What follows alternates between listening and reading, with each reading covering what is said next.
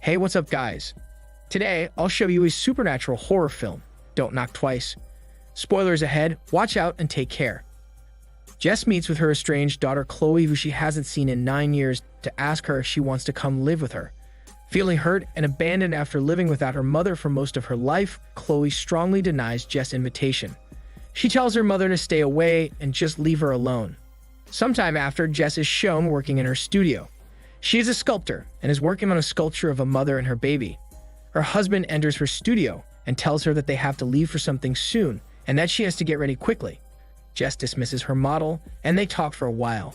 Tara, her model, tells her that she shouldn't worry too much about her daughter. Tara then puts a necklace on her, claiming that its magic will help her daughter see and feel Jess' love for her.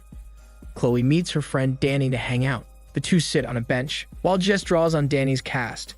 They see a couple of kids play a prank on one of the houses down the street, pressing the doorbell, then running away right after.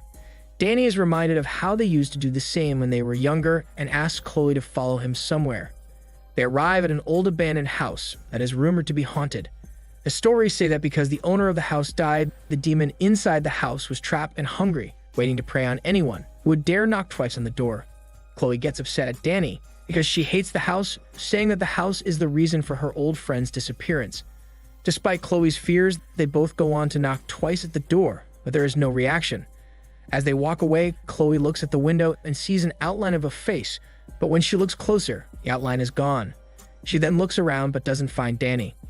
Chloe starts to get nervous, but Danny comes up behind her and scares her out of her smelly shit. They laugh together and go home. Alone in his apartment later, Danny suddenly awakens at 3 a.m.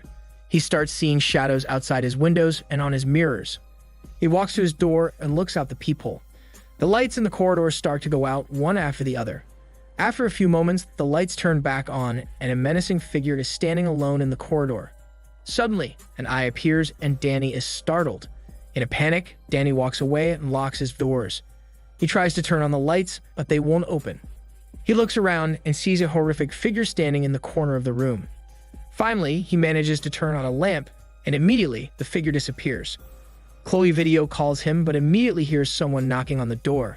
When she goes to check the door, Danny is seen lifted in the air and dragged out of the room. When Chloe returns, Danny is missing and his room is empty. Out of nowhere, a dark figure appears, startling Chloe. The next day, Chloe calls Danny, but he doesn't respond. Later that evening, Danny calls him back and tells her to run for her life. Chloe then receives a picture of her in the room, but there is no one else in the room with her.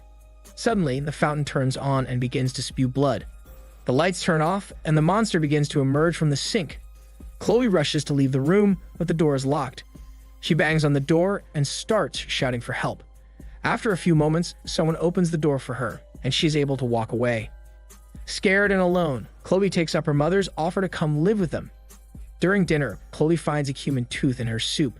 She freaks out and pushes the bowl off the table, breaking it and spilling soup all over the floor. Chloe storms out of the room, leaving Jess and her husband to clean up the mess on the floor. At night, Jess has a nightmare. She dreams of an unknown old woman crying in the other room. When Jess goes to confront her and ask who she is, the old woman pulls out a knife and slashes her own neck, killing herself in the process. Jess is horrified and jolts awake. When she wakes up, she finds Chloe standing beside her bed. Apparently, Chloe heard her screaming in her sleep and was worried. Jess tells her about the dream and how the old woman with red hair killed herself. Chloe recalls a childhood story about the old lady who lived near them when they were younger. The old lady had long red hair. She never left her home, but was always looking out the windows. Soon enough, people started calling her a witch. After the old lady died, stories spread that if you knocked on her door, she would come after you. Chloe admits that she and Danny knocked on the door, and now Danny is missing. Jess reassures Chloe that it was just a bad dream and that she will protect her. The following morning, Tara, the model for Jess' sculpture, comes to the house. They talk for a while in the studio. When Chloe enters the studio, Tara is disturbed by her presence and scrambles to leave. Jess chases after her and asks her what the problem is. Tara tells Jess to be careful around Chloe. She tells her that there is a darkness that surrounds Chloe. Also, she is marked by something terrible, indicating that she now belongs to someone else. Later that day, Jess finds Chloe talking to some man by the door. The man introduces himself as a detective. He states that he is investigating Danny's sudden disappearance, but that there is no need to worry. Jess invites him inside, and they talk. He begins telling the story of how they were called to an orphanage a couple of years ago. At the time, a boy named Michael was reported missing. His friends, Chloe and Danny, believed that the old lady named Mary was responsible for Michael's disappearance, and so they began harassing her by knocking on her door every night. Eventually, she could not take it anymore, and Mary killed herself. The detective ends the story by saying that there was no evidence to prove Mary had anything to do with the disappearance. Afterward, he begins questioning Chloe about Danny. She tells him that the last time she saw him was when they knocked on Mary's door. She also tells the detective that she knows that Mary was the one that took Danny, and that now she is coming for her too. The detective dismisses Chloe's fears and refuses to believe her smelly bullshit. Frustrated at his stubbornness, Chloe walks out of the room. After the detective leaves, Chloe and Jess try to learn more about the witch. Chloe discovers the Eastern European legend of Baba Yaga, an ancient demon from hell that devours innocent people. However, the demon needs to mark and possess a vessel in order to do her bidding. It is said that the demon's mark is visible upon the person's chest. The possession is also the reason for the two knocks. The first knock summons the demon, while the second calls the human slave. For someone to break free from the possession, they have to either kill themselves or trick someone into taking their place by doing something evil.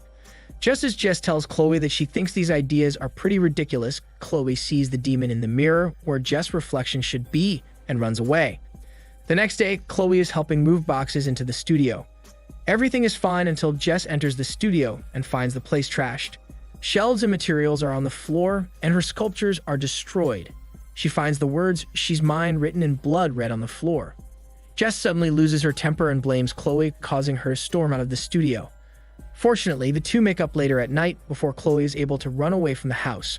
The same evening, the witch begins to appear in the house. Jess is locked outside of the house while Chloe is chased by the demon. Just as the demon is about to reach Chloe, Jess is able to reach her and pull her away from the demon.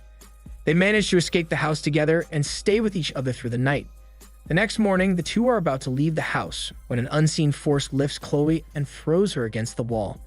It begins to pull and drag her out of the house, but is stopped with the help of Jess. Having survived the incident, they go out to meet Tara for some explanation of what is happening. Tara tells them that it isn't Baba Yaga that is haunting them. She tells them that it is the vengeful spirit of Mary, who was forced to kill herself because she was accused of a crime she didn't commit.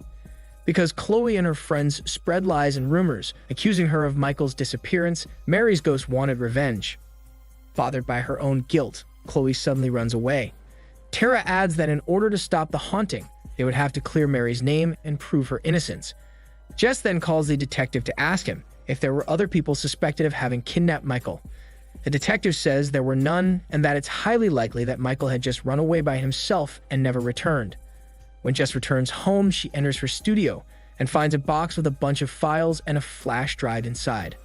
After plugging the flash drive into her laptop, she finds a video of the detective harassing Mary in an interrogation. Jess then visits the orphanage for a meeting regarding Chloe's living situation and sees a picture of the detective together with Michael. She has an epiphany and realizes that the detective is the real culprit behind Michael's disappearance. She runs out of the meeting and manages to escape the building together with Chloe.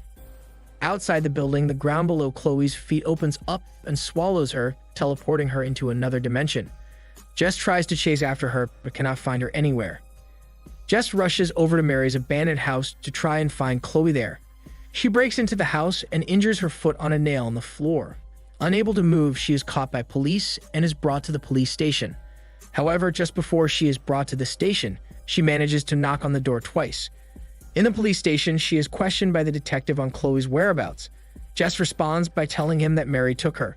She then blames him for Mary's suicide because she knows that it was the detective and his incessant harassment that pushed her over the edge. She also asks him how many more children he killed and how he killed them, forcing the detective to walk out of the interrogation room in silence. Left alone in the holding room, Jess plans her escape. She reopens the wound on her foot and uses the blood to paint the CCTV cameras and hide her absence from the police. She then calls on Mary to help her escape. The lights flicker on and off, and after a few moments, she is transported to a forest. Moments later, the detective walks into her room, but doesn't find her there. He only finds the words, "You know where to find me," scribbled in blood on the wall. Jess begins walking around and hears an anonymous voice calling her name.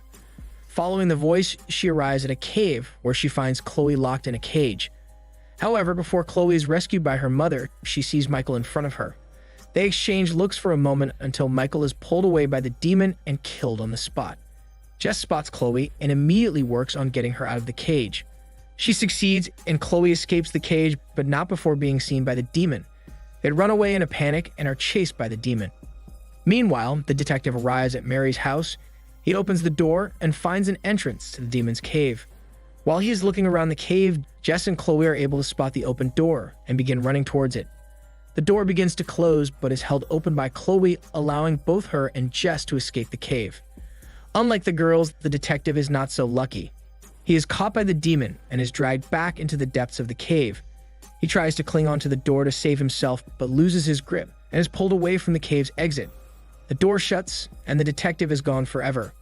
Jess and Chloe walk away from the building and enter their car, ready to head home. Back at home, Jess' husband returns home from his work trip. He finds the house in shambles, with both Jess and Chloe missing. Confused and anxious, he calls the police. A few moments later, Jess and Chloe arrive home, but now the husband is missing.